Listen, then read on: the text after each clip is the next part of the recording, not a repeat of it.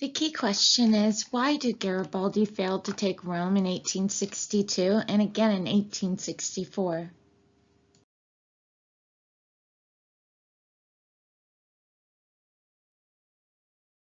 Rome was still occupied by French troops protecting the Pope, but there was continued pressure from Italian nationalists for it to be freed and included in the new Kingdom of Italy as the historical capital.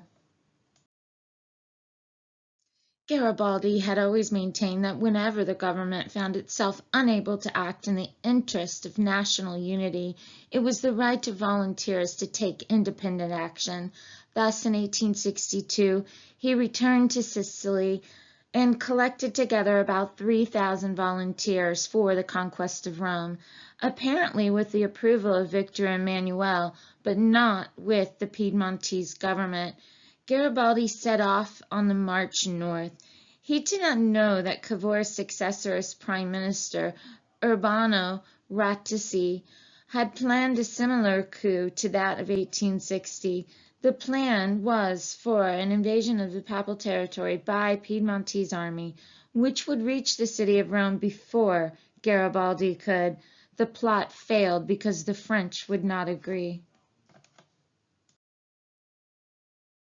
Garibaldi had already reached Palermo and been greeted with joyous shouts of "Rome or death."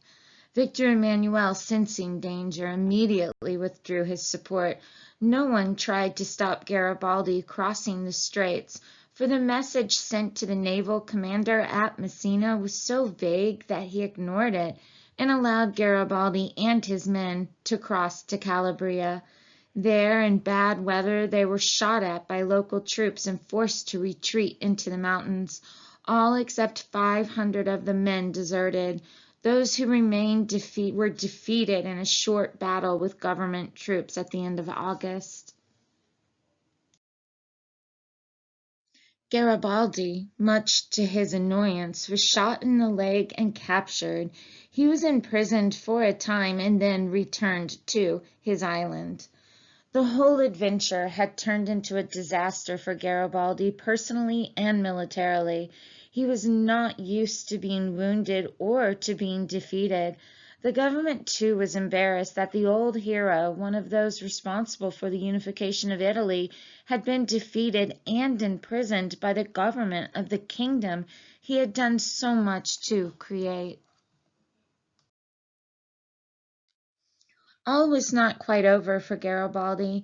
In 1864, the Italian government agreed to protect Rome from attack and to remove the Italian capital from Turin in Piedmont to Florence in Tuscany, an indication that the ruling politicians no longer wanted Rome as the capital.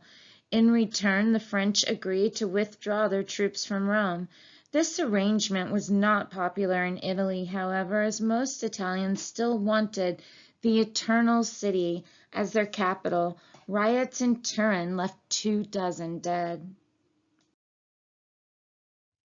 Nevertheless, the deal was implemented. In April 1865, Florence was proclaimed the capital of Italy, and in December of 1866, the last French troops duly left Rome. Garibaldi now decided on action. He escaped from house arrest on his island and, disguised as a fisherman, sailed in a dinghy across to the mainland, where he retook command of his men. Their aim was to capture Rome and abolish the Pope.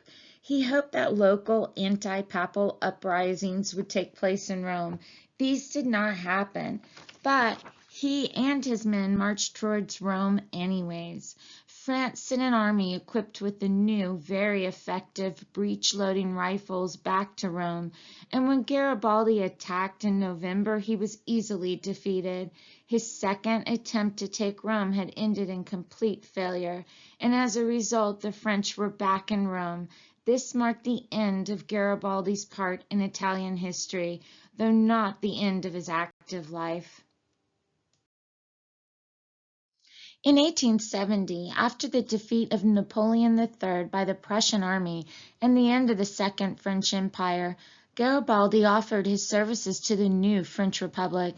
The French government hesitated to accept. After all, Garibaldi was now 63 years old, crippled with arthritis, and still troubled by old wounds. He did not seem the ideal choice for a military leader on active service, but under pressure from public opinion, the French government appointed him in charge of a hodgepodge of sharpshooters and other irregular troops, who managed under Garibaldi's leadership to defeat the Prussians in 3 small battles. Afterwards, he was elected to the French National Assembly in recognition of his services, but finding his fellow members unfriendly towards him, he returned to his home on the island, where he remained until his death in 1882. Meanwhile, French troops having been withdrawn to meet dangers from Prussia at home, Rome had been attacked and captured in 1870 by Italian troops.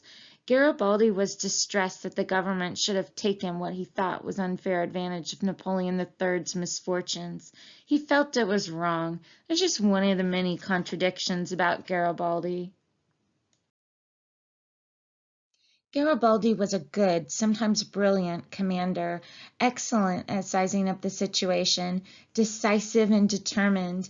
He and his men were best at hand-to-hand fighting, surprise night attacks and ambushes by day. He could appear authoritarian, but relied more on his strong personality rather than strict discipline to keep control over his men.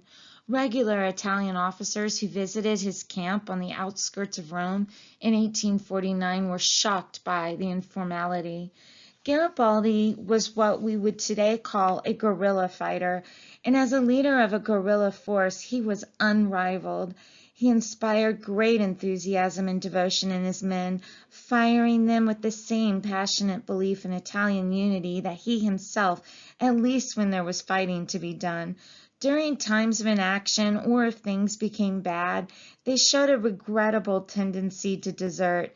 Garibaldi's relaxed style of leadership and the general lack of discipline probably made this inevitable. It should be realized that an important factor in Garibaldi's military success was the incompetence and lack of enthusiasm shown by the enemy. In Naples in 1860, the king and his troops were so frightened by what Garibaldi had achieved in Sicily that they put up little resistance. In Sicily, he had been helped by the general confusion on the island following the peasants' revolt and by local hatred of the remaining Neapolitan troops, who had an unenviable reputation for cruelty. Nevertheless, his conquest of the South was a remarkable achievement and a major element in the successful unification of Italy. He and his men accomplished it in almost unaided in a very short time against all odds and expectations. Whether it was wise to unite North and South in this sudden and violent way is another matter.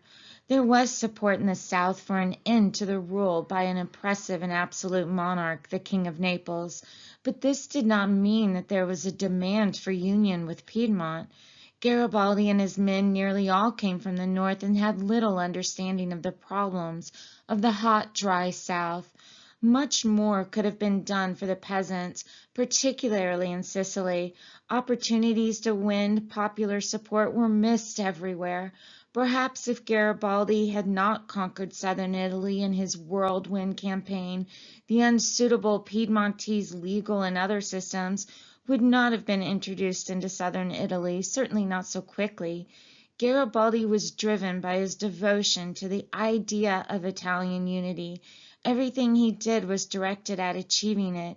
It became an obsession, and as a result, he could appear to lack principles.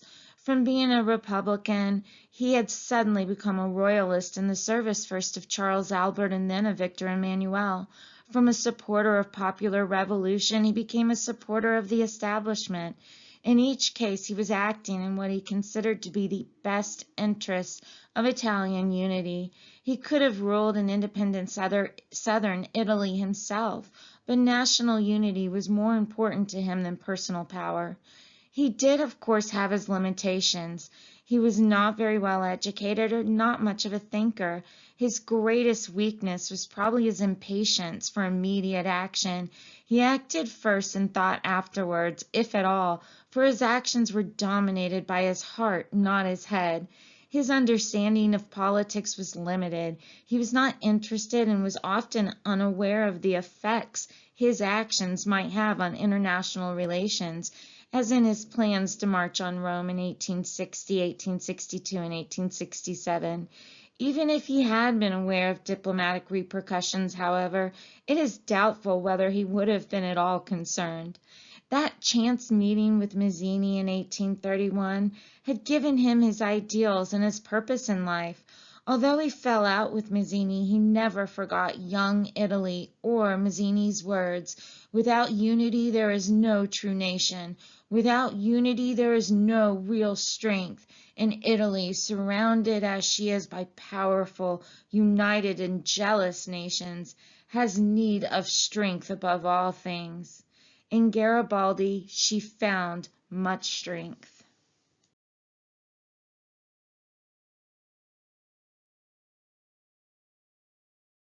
Garibaldi's contribution to the cause of Italian unity was considerable. His flamboyant personality, his striking appearance, his theatrics, his bravery, his legendary adventures both inside and outside Italy, his success with women, all of these made him always the center of attention. He represented the non-intellectual, active approach to Italian unity, a very different approach from that of Mazzini or Cavour.